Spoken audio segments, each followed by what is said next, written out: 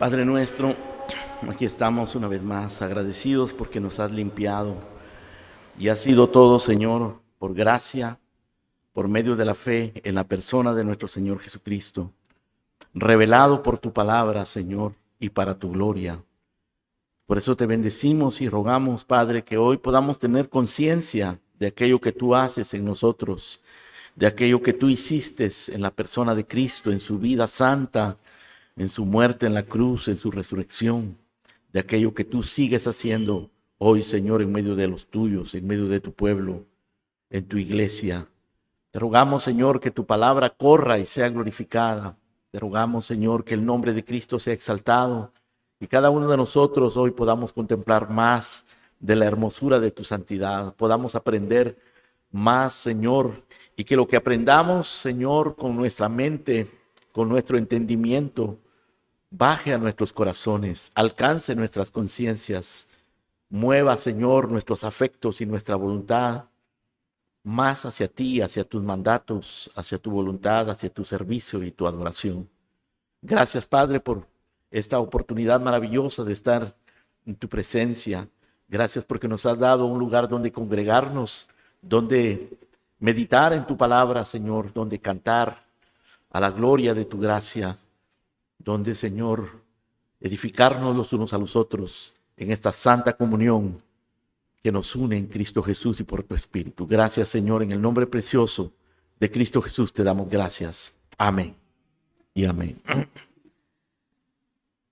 Muy bien, hermanos queridos, voy a invitarles para que leamos en Romanos capítulo número 3 y vamos a ir de el verso 21. Romanos capítulo número 3.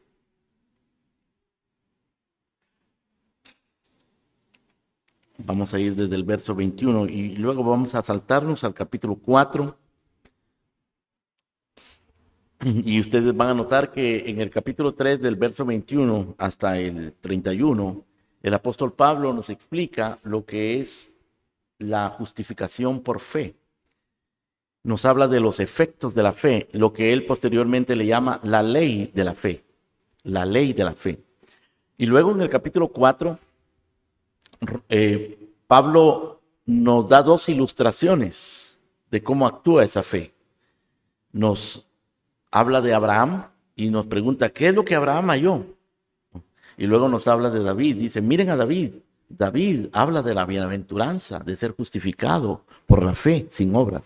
Entonces él está explicando acá cómo actúa la fe, la ley de la fe, y luego la ilustra en la persona de Abraham y en la persona de David. Vamos a considerar esta mañana precisamente el principio, el segundo principio que movió a los reformadores en el siglo XVI, solo por fe. El día de ayer consideramos el principio solo la escritura. Es un principio que movió a los reformadores en el siglo XVI y que causó esa gran revolución religiosa, política, social, internacional que nos ha alcanzado a nosotros hasta el día de hoy. Y fue ese principio el que dio lugar a aquello, revolucionó por completo Europa y aquello llegó a todo el mundo hasta el día de hoy. Solo la escritura, pero también este otro principio, solo por fe. Vamos a leer entonces este pasaje y luego vamos a considerar cómo ese principio solo por fe actuó durante la Reforma, cómo ese principio solo por fe está plasmado en la Escritura y cómo ese mismo principio actúa o puede ser y debe ser aplicado en nuestras vidas. Muy bien, leamos nuestro pasaje.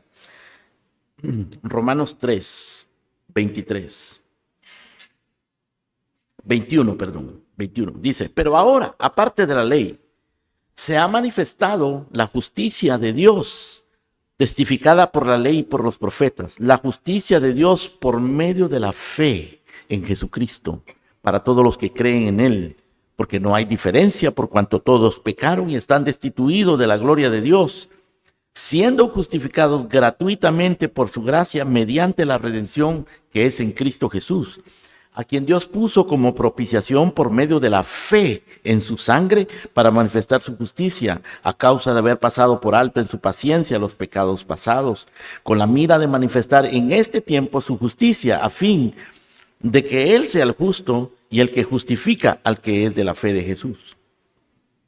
¿Dónde pues está la jactancia? Queda excluida. ¿Por cuál ley? ¿Por la de las obras? No, sino por la ley de la fe. Concluimos pues que el hombre es justificado por fe, sin las obras de la ley. ¿Es Dios solamente Dios de los judíos? ¿No es Dios también de los gentiles?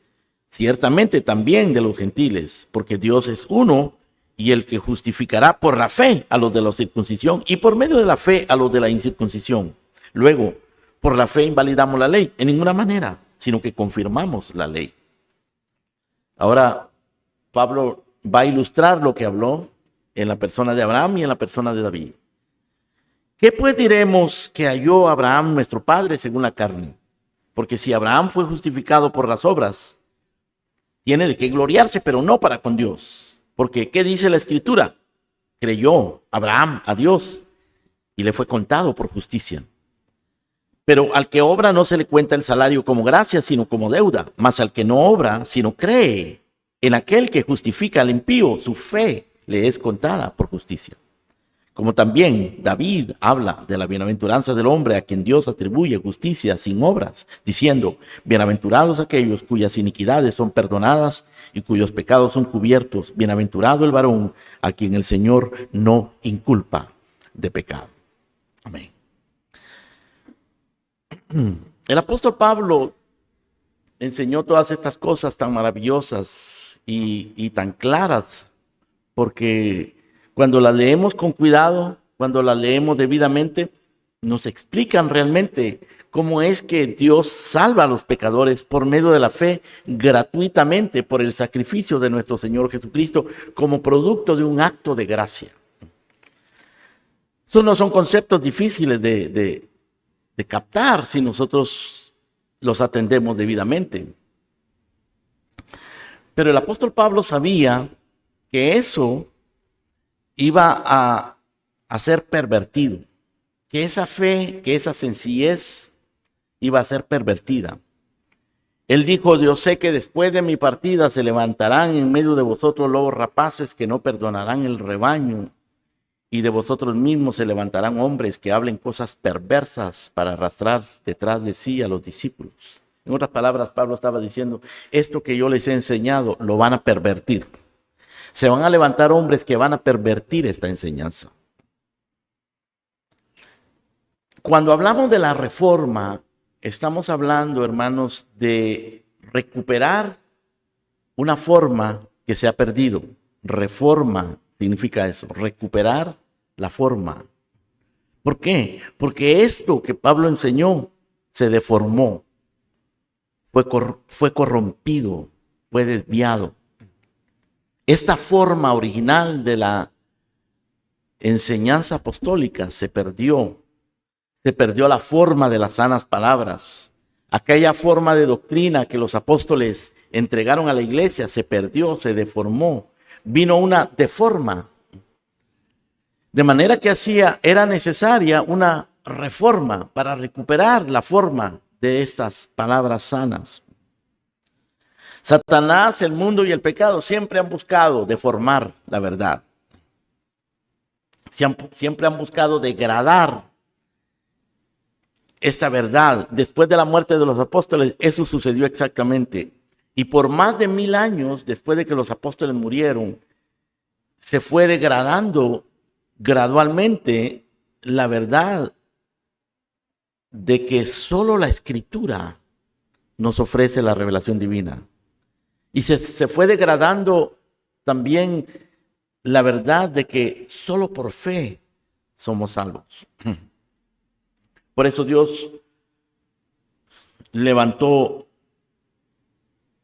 reformadores. Este principio solo por la fe fue lo que guió a los reformadores, junto con el otro principio que consideramos ayer. solo la Escritura. Ellos tomaron esa convicción, ellos se apoderaron de esa convicción, solo la Escritura. No es la tradición, no es el magisterio de los obispos, no es el Papa, no es la Escritura más el Papa, la Escritura más el magisterio o la Escritura más la tradición, es solo la Escritura.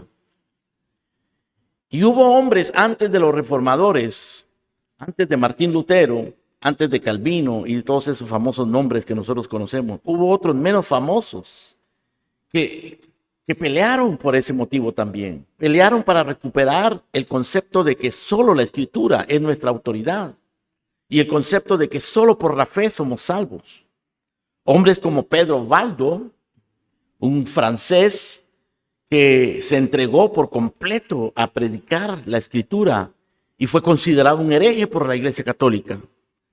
En el año 1170, mucho tiempo antes de Martín Lutero, 400 años antes de Martín Lutero, o John Wycliffe, del cual hablamos la semana pasada, un inglés que en 1346 también comenzó una tarea enorme de traducir la Biblia al inglés, cuando solo existía en latín, porque él quería que la gente común leyera la Biblia. O Juan Hus, un hombre en Praga al cual lo mataron por predicar estas verdades. O Savonarola en Italia, que en 1452, antes de que Martín Lutero clavara sus tesis, también él proclamaba estas verdades. Quiere decir que a lo largo de la historia, hermanos, Dios ha levantado hombres, personas con convicciones acerca de esto. Pero el sistema religioso, corrupto, desviado, enfermo, usualmente es el que el mundo acepta. Es el que la gente está dispuesta a creer. Por eso Pablo le dijo a Timoteo, toda escritura es inspirada por Dios y tú predica esta palabra a tiempo, fuera de tiempo, porque vendrá tiempo cuando la gente no soportará la sana doctrina. Esto se va a deformar. Entrarán lobos rapaces que no perdonarán el rebaño. Pablo lo advirtió en aquel tiempo, sucedió. Y créanme, hermanos queridos, sigue sucediendo el día de hoy. Tenemos nosotros que recuperar también, conservar lo que recuperaron los reformadores. Ellos recuperaron este principio, solo la Escritura. Recuperaron este principio solo por la fe. Y nosotros tenemos que conservarlo, es nuestra herencia. Tenemos que entender la importancia, tenemos que entender el poder de estos principios y vivir por ellos, adorar por ellos, servir a Dios por ellos, conocer a Dios de esa manera. Predicar los que predicamos la palabra de esta manera. Dios usó hombres como Pedro Valdo, John Wycliffe, John Huss, Savonarola, a los cuales acabo de mencionar, y posteriormente a Martín Lutero, que es el más conocido, o a Juan Calvino, que también son muy conocidos. Dios los usó poderosamente, pero no fueron los únicos. Hubo muchos otros, y todos estos tenían en común que hablaban contra el papado, contra la confesión auricular, contra el purgatorio, contra los peregrinajes, contra la veneración de los santos, contra las reliquias, y fueron perseguidos. Pero eran hombres valientes, hombres a los cuales Dios les dio convicción, Dios les dio gracia, Dios les dio la capacidad de pelear esta batalla. Martín Lutero, que se convirtió a raíz de un evento muy dramático en su vida, cayó un rayo muy cerca de él y por poco lo mata. Y asustado por el impacto de aquel rayo, él gritó: Santa Ana, ayúdame, me haré monje. Y no murió, sobrevivió al rayo y se hizo monje, devoto de Santa Ana. Pero este mismo que invocó a Santa Ana, más tarde llegó a repudiar el culto a los santos. Este hombre que se hizo un monje después renunció al monasticismo. Este hombre, hijo fiel de la Iglesia Católica, fue el que después hizo temblar el sistema católico romano, toda su estructura medieval. Este devoto siervo del Papa identificó más tarde al Papa con el anticristo. Este hombre se llamaba Martín Lutero. Dios usó eventos dramáticos como esos, muchos de eventos similares, para que la verdad fuera recuperada, para que hubiese una reforma. En 1517, el 31 de octubre, estamos cerca del 31 de octubre, ¿no es cierto? Se van a cumplir 506 años de aquel evento. En 1517, el 31 de octubre, Martín Lutero clavó aquellas famosas 95 tesis en su iglesia en Alemania, en Wittenberg, para protestar en contra de la práctica de la venta de indulgencias, que supuestamente al pagar dinero por las indulgencias, las personas podían sacar a sus familiares, a sus seres queridos del purgatorio, o podían garantizar que el día que se murieran, si habían comprado indulgencias, no iban a ir al purgatorio, o iban a ir al purgatorio por un tiempo menor y salir rápido del purgatorio. Era un comercio sin vergüenza. Y Martín Lutero protestó en contra de eso. Eso era lo que había en los días de Martín Lutero, en los días de los reformadores. Cuando hablamos, hermanos, sobre la fe, sobre este principio, solo por fe, tenemos que entender que esta discusión, este principio, fue recuperado no en el vacío, sino en el contexto, en un contexto específico, específicamente en el contexto de la doctrina de la justificación. El Nuevo Testamento utiliza la palabra justificación para referirse a lo que Dios hace cuando rescata a un pecador y lo declara justo, con una justicia que no es nuestra, sino ajena. La justicia de Jesucristo. La Biblia habla de justificación en el contexto de lo que Cristo hizo. Su vida inocente, muriendo como un criminal, justifica a los pecadores.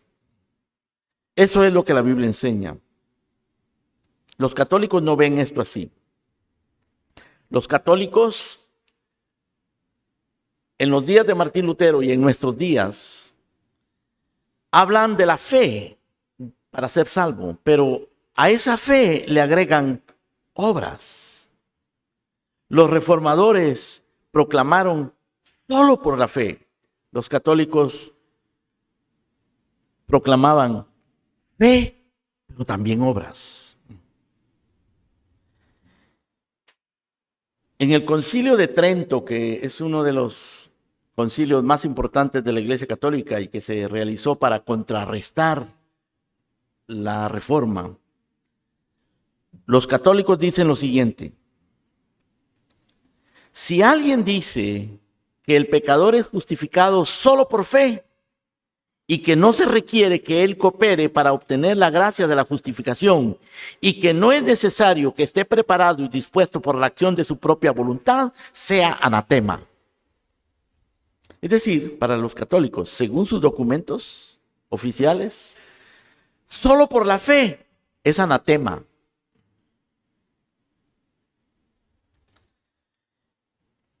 Ellos declaran que Dios no justifica a nadie hasta que esa persona se hace justa realmente. Hasta que esa persona se convierte en una persona justa. En otras palabras, Dios no declara justa a una persona a menos que sea justa. Así que según la doctrina romana, la justificación depende de la santificación de la persona. Dios no se limita a declarar a alguien justo. Dios lo hace justo. Ahora, esa era la lucha de Martín Lutero, hermanos, en el convento. Él entendía esto. Él entendía la doctrina católica y él quería ser justo. Pero la doctrina católica le decía que para ser justificado Él quería ser justificado, pero la doctrina le decía que para ser justificado, él tenía que ser justo. Entonces él trataba de ser justo, con ayunos, con oraciones, con penitencias, con sacrificios. Se hizo monje, se esforzaba, se confesaba, hacía todo lo que tenía que hacer y cada vez se sentía más atormentado porque él no veía justicia en él. Llegó a odiar a Dios.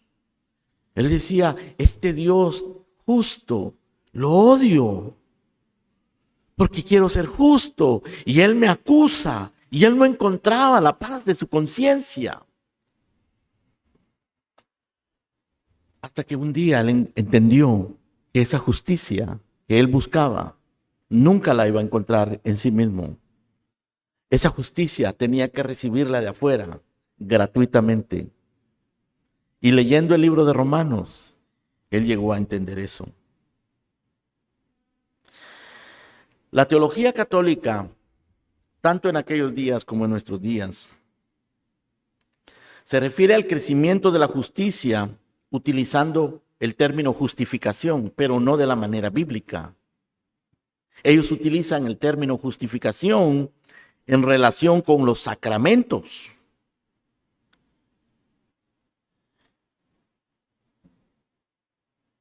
Solo por la fe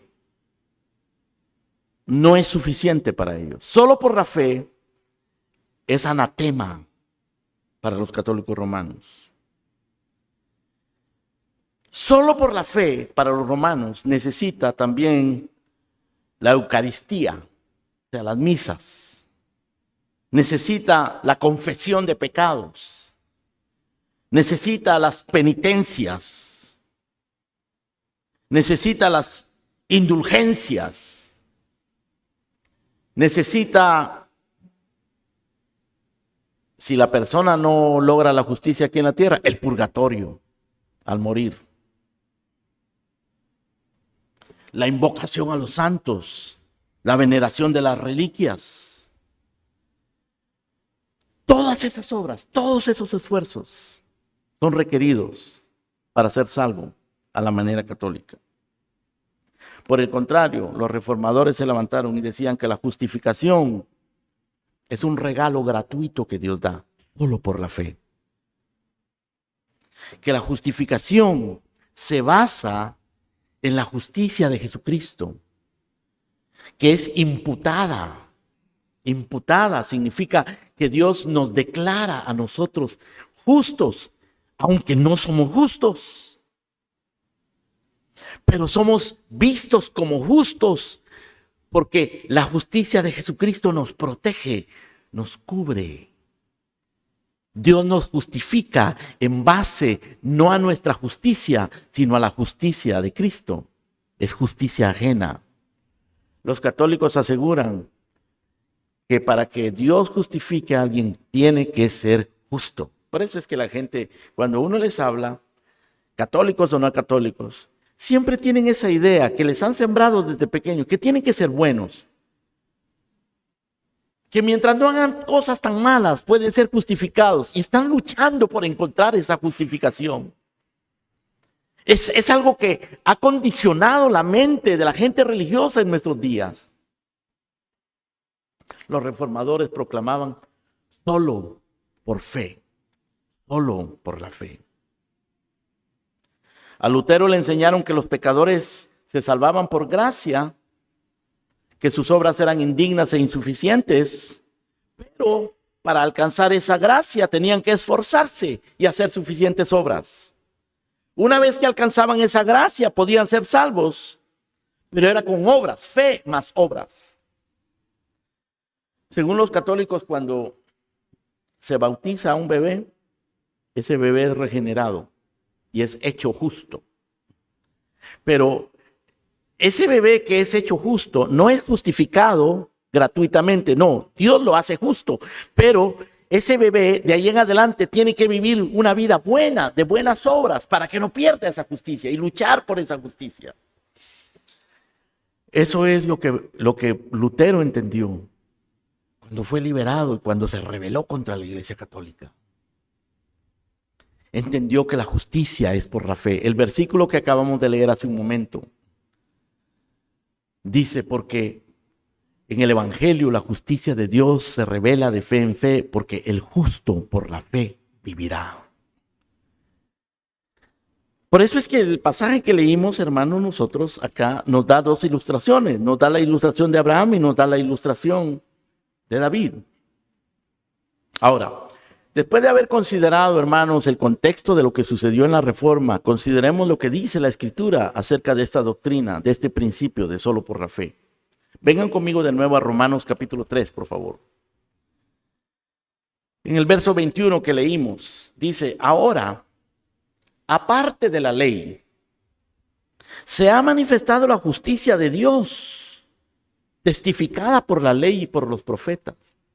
Lo que Pablo está diciendo acá es que aparte de la obediencia a la ley, aparte de que nosotros querramos y nos esforcemos por ser buenos, lo cual no es posible en esta vida, aparte de ese esfuerzo humano de tratar de ganar justicia por nosotros mismos, se ha manifestado la justicia de Dios, testificada por la ley y por los profetas. Es decir, los profetas en el Antiguo Testamento hablaron de esta justicia. Y dice el verso 22, la justicia de Dios por medio de la fe en Jesucristo.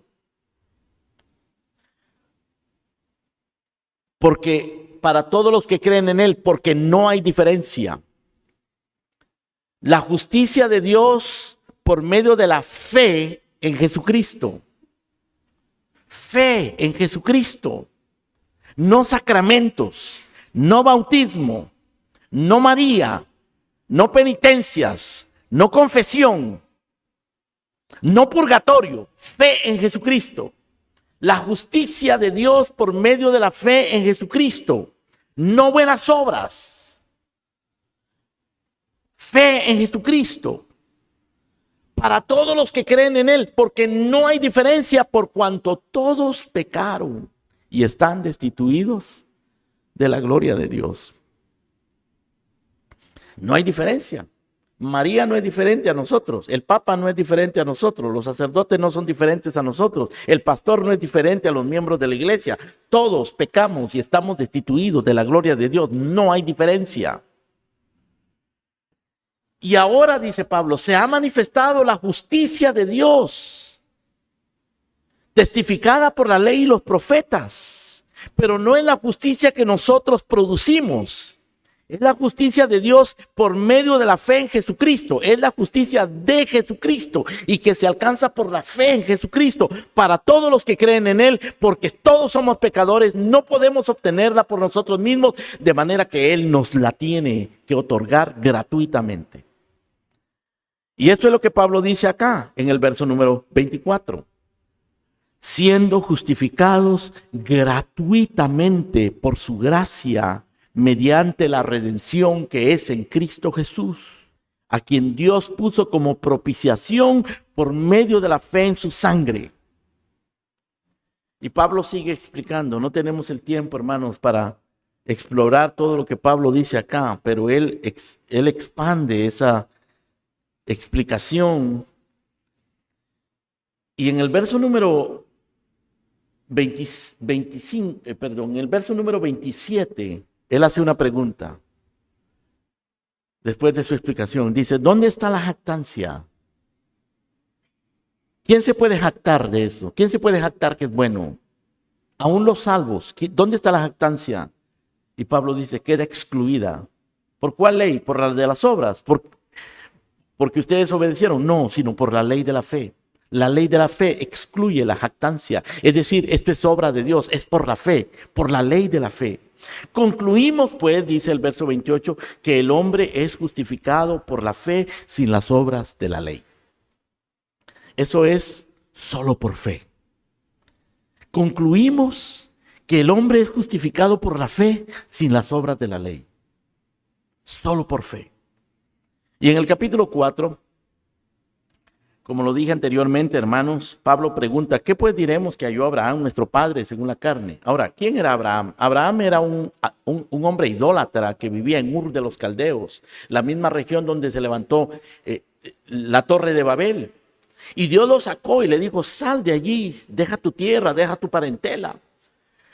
Si Abraham se queda allí, él hubiera sido uno de los discípulos de Nimrod y se habría envuelto en la idolatría de la Torre de Babel, pero Dios lo saca.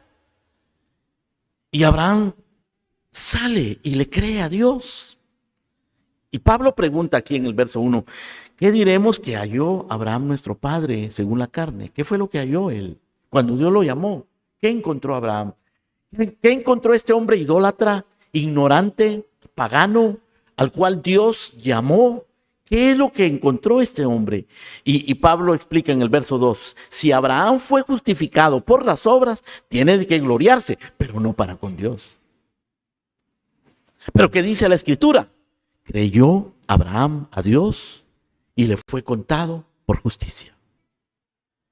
Es decir, Abraham creyó y Dios lo declaró justo. Pero Abraham no era justo. Abraham era un pagano, un idólatra. Y Dios lo llamó. ¿Y qué encontró Abraham? Pablo dice, si Abraham fue justificado por las obras, tiene de que gloriarse, pero no para con Dios. ¿Pero qué dice la Escritura? Creyó Abraham a Dios y le fue contado por justicia. Luego, en el verso número 6, él menciona a David. David, dice, también habla de la bienaventuranza del hombre a quien Dios atribuye justicia sin obras. Ahora, pensemos en David, hermano. Abraham, ya dijimos, era un pagano, idólatra, que Dios lo sacó, lo trajo de Ur de los Caldeos a la tierra de Canaán y lo justificó por la fe, porque Abraham creyó, lo justificó y Abraham fue transformado. Ahora Pablo menciona a David en el verso número 6. Dice, también David habla de la bienaventuranza del hombre a quien Dios atribuye justicia sin obras.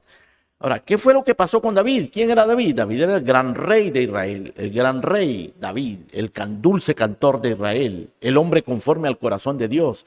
Pero este hombre conforme al corazón de Dios, este rey de Israel, este dulce cantor de Israel, cometió un pecado de adulterio. Él cometió un pecado de impureza, de infidelidad, con una mujer que estaba casada. Y luego, para ocultar su pecado,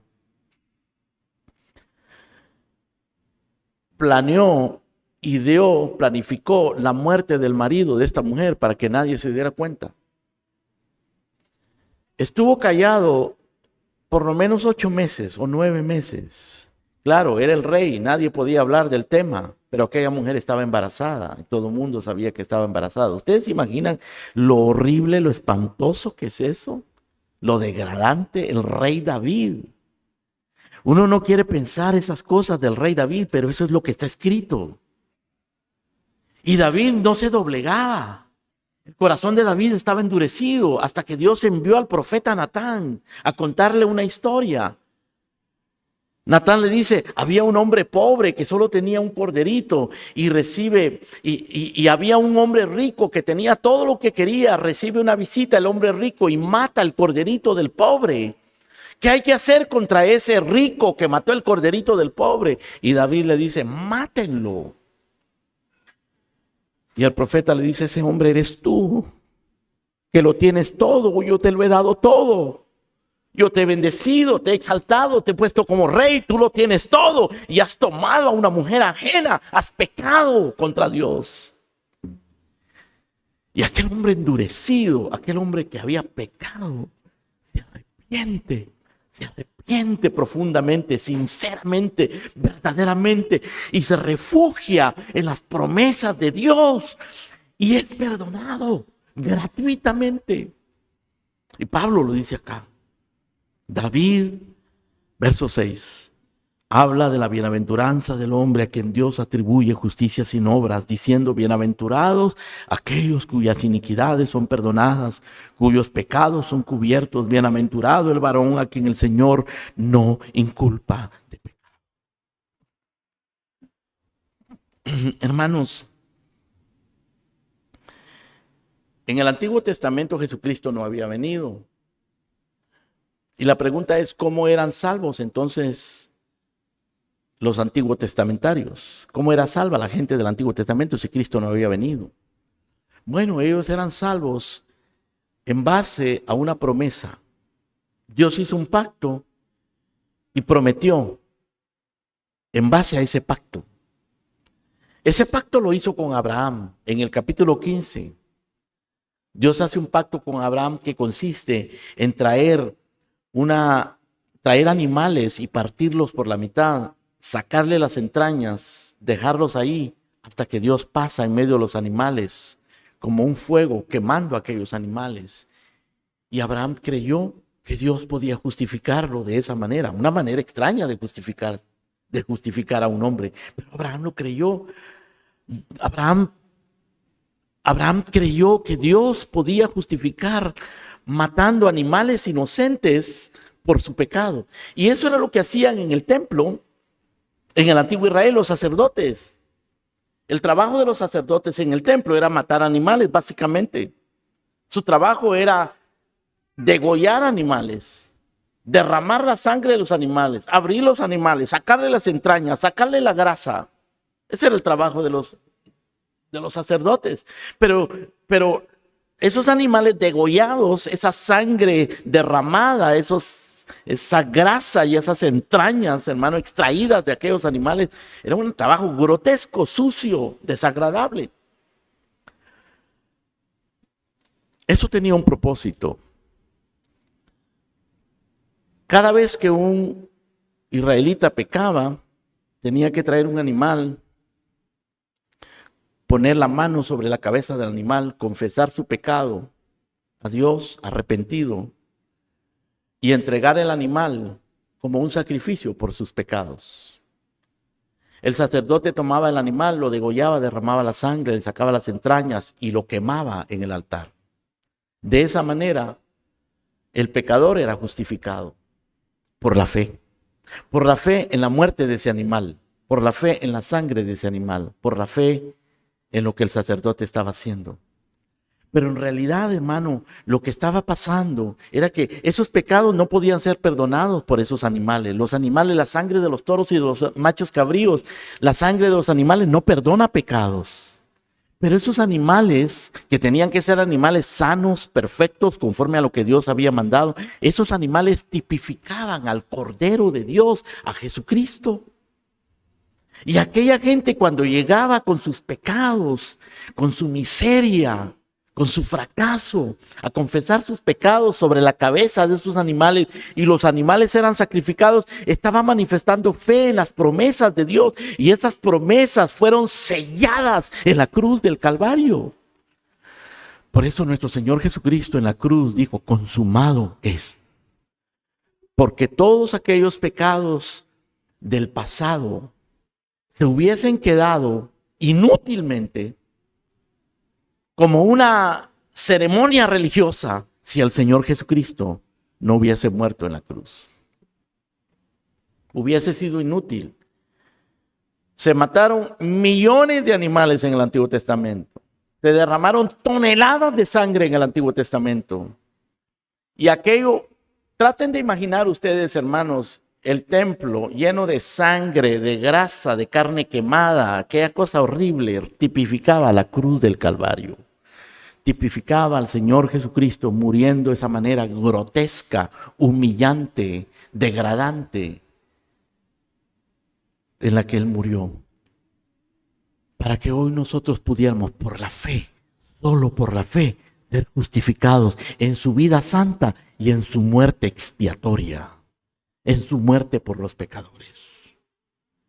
Solo por la fe se puede alcanzar esa justicia. La Iglesia romana dice, sí, fe, pero también confesión, también penitencias, también sacramentos, bautismo, misa, purgatorio.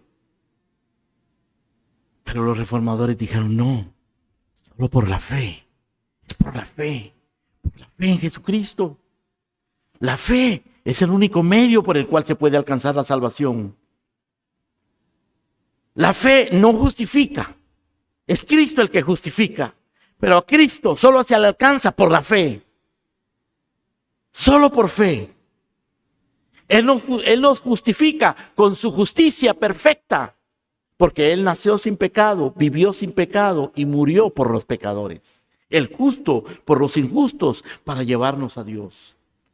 No es nuestra fe lo que nos justifica. Es la persona del Señor Jesucristo. Pero la fe es la mano espiritual que toma ese regalo de la justicia de Cristo. Solo por la fe. Justificación en la Biblia, hermano, es una justicia que no nos pertenece a nosotros. Es una justicia que le pertenece a Cristo y que llega a ser nuestra por la fe, como un regalo, el regalo de la justicia de Dios en Cristo por la fe. Es una justicia que se nos atribuye. Es una justicia que es puesta a nuestro crédito. Siendo nosotros impíos, siendo culpables, siendo pecadores. Dios pone a nuestro crédito su justicia, la justicia de Él en Cristo. Roma mezclaba la justificación con la santificación, diciendo que Dios no nos declara justos, si no nos hace justos y si nosotros no nos hacemos justos. Pero la fe bíblica, hermano, nos dice que Dios nos regala esa justicia, porque es la justicia que necesitamos para ser salvos. Nadie puede ser salvo sin esa justicia. Nadie puede ser salvo por las obras. Nadie puede ser salvo porque es justo por sí mismo, porque no existe los justos. No hay justo ni a uno. No hay quien entienda, no hay quien busque a Dios. Nadie puede ser salvo por sus buenas obras, porque nuestras mejores obras son como un trapo de inmundicia delante de Dios. La única justicia que Dios acepta es la justicia de Jesucristo. Y lo único que podemos hacer es para que Dios nos acepte, es aceptar la justicia que Él nos da en Cristo Jesús.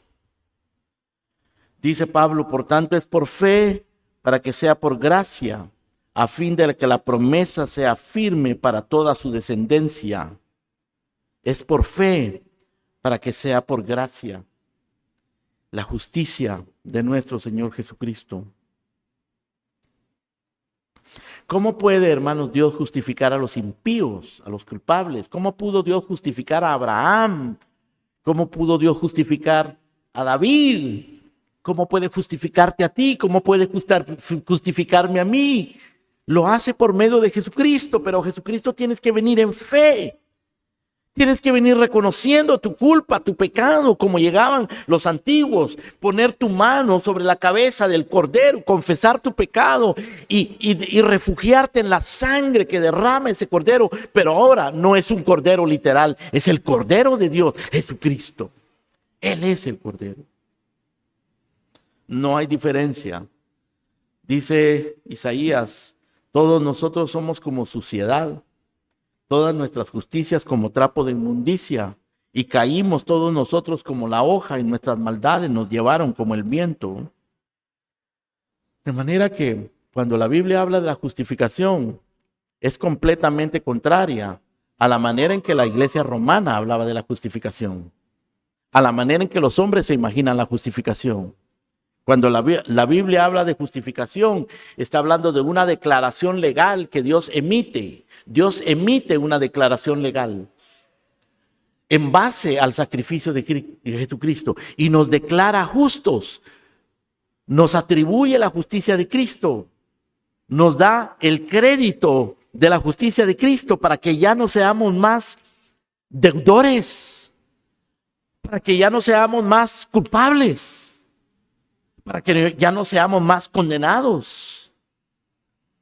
Dios envía a su Hijo y a través de su Hijo Dios hace expiación. Expiación quiere decir que Dios saca de nosotros el pecado. Y Dios hace no solamente una expiación, no solamente saca de nosotros el pecado, no el pecado propiamente porque todavía seguimos pecando, pero saca de nosotros la condenación del pecado y el poder del pecado, aunque todavía queda en nosotros un remanente de pecado, pero la condenación y el poder Dios lo quita. Y después de eso, Dios hace una sustitución. La justicia, la inocencia de Cristo nos la atribuye a nosotros, y nuestra culpa, nuestro pecado, Dios lo pone en Jesucristo y Jesucristo lo clava en la cruz del Calvario. O sea que Dios produce una expiación, quita de nosotros el poder y la culpa del pecado y hace una sustitución. Nos atribuye la justicia de Cristo, toma nuestro pecado y lo clava en la cruz juntamente con el Señor Jesucristo. Y luego emite una declaración: ustedes son justos, justos, solo por fe, solo por la fe. Por eso dice, el justo por la fe vivirá. Por eso dice, creyó Abraham a Dios y le fue contado por justicia. Por eso dice el apóstol Pablo, ¿dónde está la jactancia? Queda excluida. ¿Por cuál ley? ¿Por la ley de las obras? No, sino por la ley de la fe. Concluimos pues que el hombre es justificado por la fe sin las obras de la ley. ¡Qué maravilla! Justos, gratuitamente, por la fe en la persona de nuestro Señor Jesucristo, para la gloria de Dios. Y eso está revelado en la Biblia. Esto es por lo que lucharon los reformadores. Solo la Escritura nos revela eso. No la tradición, no el magisterio papal y de los obispos. Solo la Escritura nos revela esto. Esto no es un plan humano, esto es un plan divino revelado en las Escrituras. Y solo por la fe se obtiene esto. No por la penitencia, no por la confesión, no por el bautismo, solo por la fe, por la fe. Y solo en Jesucristo, solo por la persona de Jesucristo. No por los ángeles, no por los santos, no por María, no por el Papa, solo Jesucristo. Solo la Escritura, solo por la fe, solo Jesucristo, solo por gracia. Esto es una iniciativa divina. Esto no es un invento humano. Esto es Dios en su gracia soberana que determinó ejecutar este plan antes de la fundación del mundo. Por gracia. Gracia. De eso hablaremos, hermanos, más tarde. Pero eso es lo que Dios hace, hermanos. Expiarnos, perdonarnos, cancelar las deudas, cancelar las cuentas, las culpas, sacarnos de la cárcel del pecado, darnos paz para con Él. Dios hace una transferencia maravillosa, nos declara justos, solo por la fe. Eso es lo que la Biblia dice. Ahora, en tercer lugar, y para terminar, hermanos, ¿cómo se aplica este principio a nuestras vidas? Los reformadores pelearon por eso, entregaron su vida en muchos casos por esto. La Biblia lo declara, la Biblia lo enseña claramente. ¿Cómo nosotros vamos a hacer uso de esto? ¿Cómo nosotros lo vamos a usar en nuestra vida? Vengan conmigo, por favor, al libro de Hebreos, al capítulo número 10. Hebreos, capítulo número 10.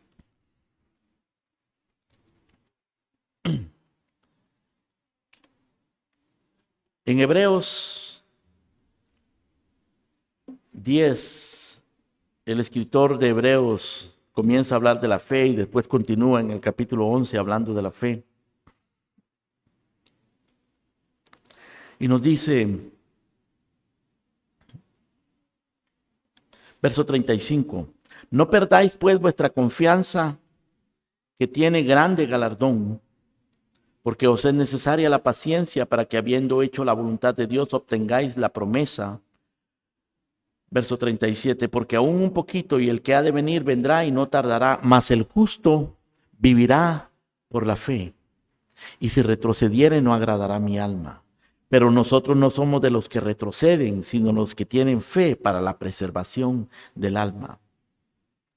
Lo que está diciendo acá, hermanos, el escritor de Hebreos, es que nosotros tenemos que aprender a vivir una vida de fe.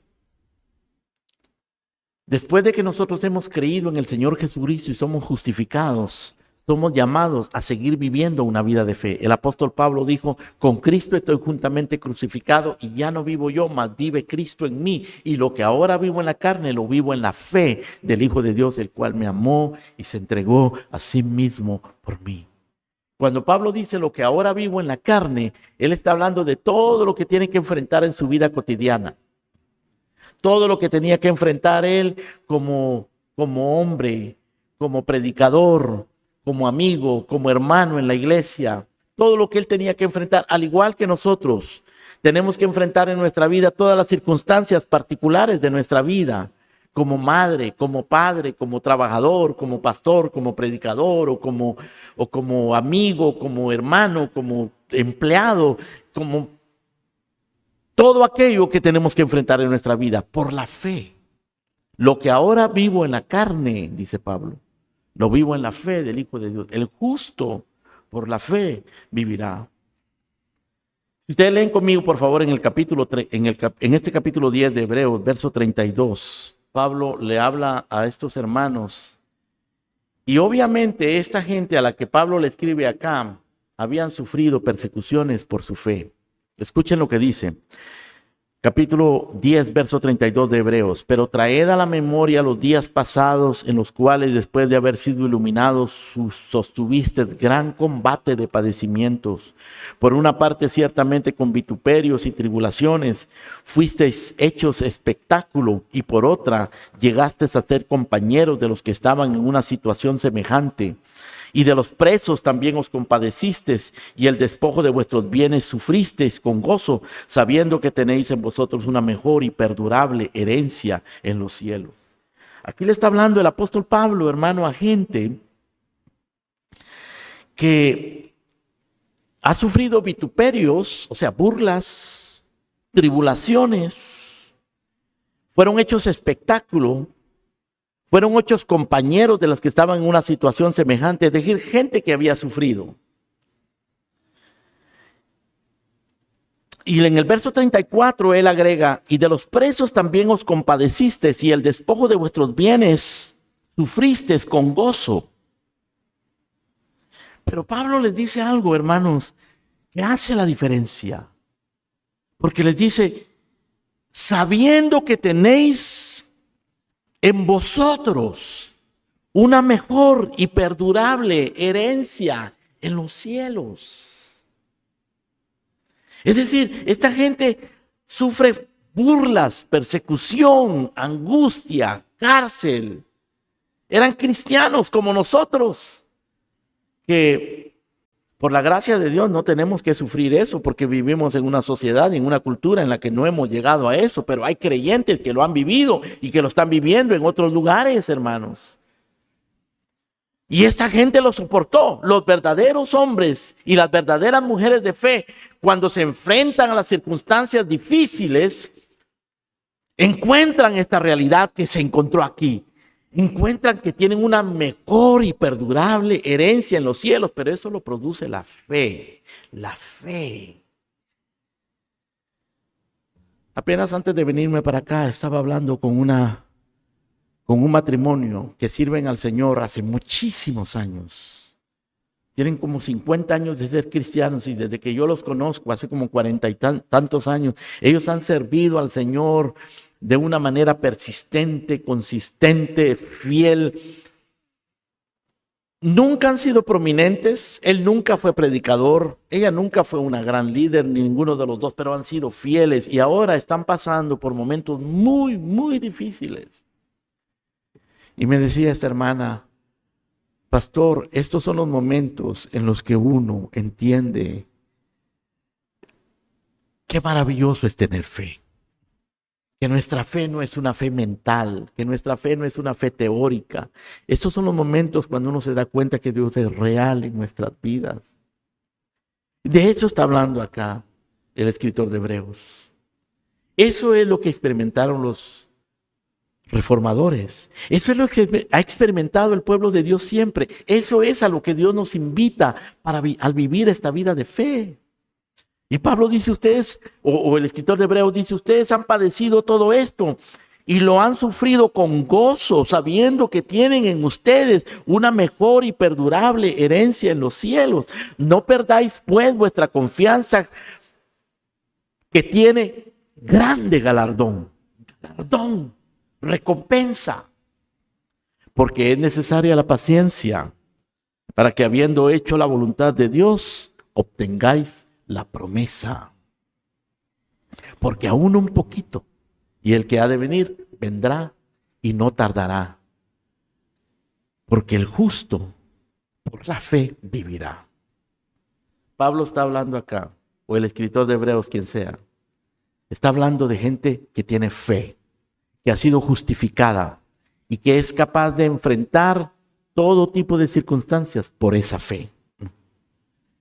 Y luego en el capítulo 11, él menciona por lo menos 16 personajes por nombre que han vivido por la fe, que han aprendido a enfrentar todo tipo de circunstancias por la fe.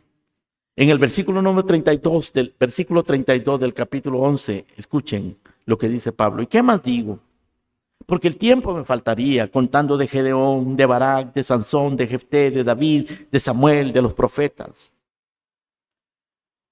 Estos son testigos nuestros de que esta vida de fe es una vida de victoria, pero no es victoria como la de los falsos maestros de la fe del día de hoy. Es una victoria espiritual que nos permite alcanzar buen testimonio delante de Dios, agradar a Dios por la fe, recibir la justicia de Cristo por la fe.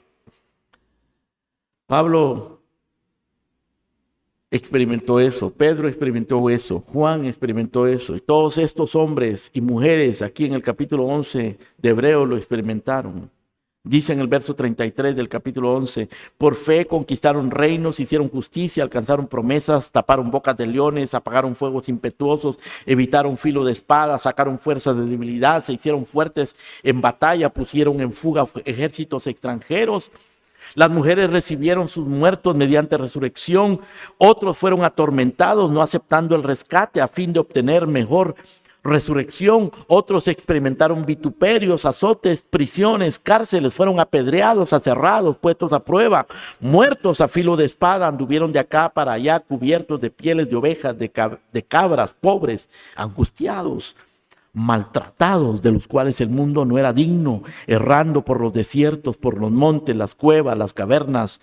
Y todos estos, dice el verso 39, aunque alcanzaron buen testimonio mediante la fe, no recibieron lo prometido. ¿Qué quiere decir eso, hermanos? Quiere decir que en esta vida, según el concepto de los hombres, ellos no vivieron una vida victoriosa, una vida que valiera la pena.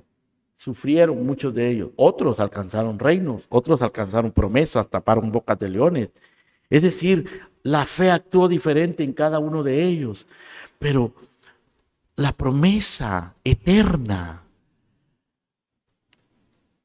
se encuentra en la persona de Jesucristo.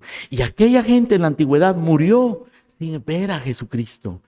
Pero murieron creyendo en esa promesa, saludándola, confesando que eran peregrinos y advenedizos sobre la tierra, y sobre todo dieron testimonio de haber agradado a Dios. En otras palabras, hermanos queridos, la fe de Jesucristo es una fe que nos va a servir a nosotros para vivir una vida agradable delante de Dios, para enfrentar cualquier circunstancia en esta vida, cualquiera que sea, con gozo, sabiendo que tenemos una mejor y perdurable herencia en los cielos. Es una fe que nos va a sostener como sostuvo a todos estos hombres del libro de Hebreos, como sostuvo a los apóstoles, a los profetas, ha sostenido a todos los cristianos en la antigüedad. Dice, por tanto, nosotros teniendo una tan grande nube de testigos a nuestro alrededor, despojémonos de peso y de pecado, y corramos con paciencia la carrera que tenemos por delante. Capítulo 12 del libro de Hebreos. Hermanos queridos, esta fe es preciosa, es más preciosa que el oro. Y tiene que ser probada, a veces va a ser probada con fuego, con aflicciones. Pero el Señor ha prometido que nuestra fe no faltará. Por eso el verdadero cristiano, hermano, esta fe le hace aceptar las aflicciones. El cristiano aprende a sufrir con confianza, con gozo. El sufrimiento no se apacigua, sigue doliendo, hermano, sigue doliendo, es indeseable. Pero tenemos una esperanza que nadie nos va a quitar. Nunca dejes de hacer memoria de lo que Dios ha hecho en tu vida en el pasado, de su fidelidad en el pasado. El Señor te ha guardado en el pasado, te seguirá guardando. Aprende a sufrir en fe, en oración, mirando hacia el futuro, mirando hacia aquella promesa eterna. Aférrate a la perfección de tu sumo sacerdote, aférrate al pacto, a ese sacrificio perfecto de nuestro Señor Jesucristo, solo por fe. Así somos justificados y solo por fe, así nosotros somos llamados a vivir nuestra vida, hermano. Busquemos la perspectiva de todo en la vida y el consuelo en la aflicción, busquémoslo en la fe, en la palabra de Dios. Por fe andamos, no por vista. La fe, hermanos, nos va a persuadir de que Dios cuida de nosotros como un Padre misericordioso. La fe nos va a persuadir de que la providencia de Dios tiene todo bajo control, suceda lo que suceda. La fe nos va a dar una perspectiva que nos va a permitir tener contentamiento y reposo, suceda lo que suceda. Morir en contentamiento, aunque no recibamos todo lo que nosotros pensamos que deberíamos de haber recibido, viviremos con certeza, con convicción para lo eterno, para Dios. Vivir por la fe es vivir más allá de nosotros mismos. Así vivieron los reformadores, así vivieron todos los hombres de fe, así somos llamados nosotros a vivir, hermanos, solo por la fe. Amén. Vamos a orar. Padre nuestro que estás en los cielos, te damos gracias por esta fe maravillosa, que no proviene de nosotros, Señor, sino proviene de ti, de tu Santo Espíritu, y que es alimentada por tu santa palabra, Señor, y que es alimentada cuando nosotros en comunión te adoramos, cuando nosotros nos estimulamos los unos a los otros al amor y a las buenas obras, cuando usamos todos los medios que tú has puesto a nuestra disposición, Señor, para crecer en esta gracia, en esta fe. Te bendecimos, Señor, por la persona de nuestro Señor Jesucristo, por lo que Él hizo por nosotros, por tu palabra que nos revela acerca de esta fe, y por aquellos hombres que tú levantaste en la Reforma, Señor, que recuperaron para nosotros este principio maravilloso, solo por fe. Recuperaron para nosotros, Señor, este principio maravilloso, solo la Escritura. Permítenos vivir por la Escritura, permítenos vivir por la fe, en el nombre de Cristo Jesús. Amén.